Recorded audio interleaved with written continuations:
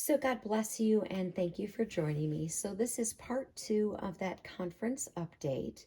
So, what did we see yesterday? We see that there's a passage in Isaiah that references bad shepherds.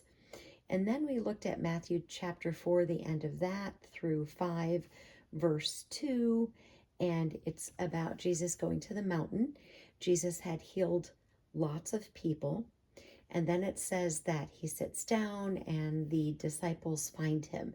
And then we see through the rest of that, through 6 and 7 of Matthew, that Jesus is just preaching. And it certainly looks like he is just preaching to the disciples. And that was eye-opening for me. That was something that I had not seen before, had not put those pieces together. And I thought that that was very, very interesting. So I wanted to bring you all of that so we could now speak about John chapter 10. So I'm going to start in verse 1. Remember, Jesus is the good shepherd. So here we go.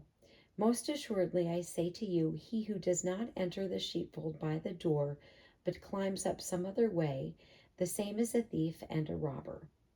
But he who enters by the door is the shepherd of the sheep. To him the doorkeeper opens, and the sheep hear his voice. And he calls his own sheep by name and leads them out. And when he brings out his own sheep, he goes before them, and the sheep follow him, for they know his voice. Yet they will by no means follow a stranger, but will flee from him, for they do not know the voice of a stranger. Jesus used this illustration, but they did not understand the things which he spoke to them. Then Jesus said to them again, most assuredly I say to you, I am the door of the sheep. All who ever came before me are thieves and robbers, but the sheep did not hear them. I am the door. If anyone enters by me, he will be saved and will go in and out and find pasture. The thief does not come except to steal, to kill, and to destroy. I have come that they may have life and have it more abundantly. I am the good shepherd. The good shepherd gives his life for the sheep. So in John 10, we just looked at the passages of 1 verse 11. So the other passages that I shared were referencing from Isaiah, the bad shepherd, and then Jesus sitting down with his disciples. So it says here that the one who does not enter the sheepfold by the door, the same is a thief and a robber. And then it goes on to say the thief does not come except to steal, to kill, and to destroy.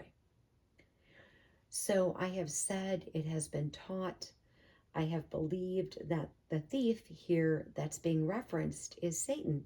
Satan does come to steal, to kill, and to destroy. But in this passage, it's referencing the bad shepherds. And when you see this all together, it makes sense because Jesus is the true shepherd. He says, any other person is a thief and a robber, and the thief comes to steal, to kill, and to destroy. This passage here is about bad shepherds.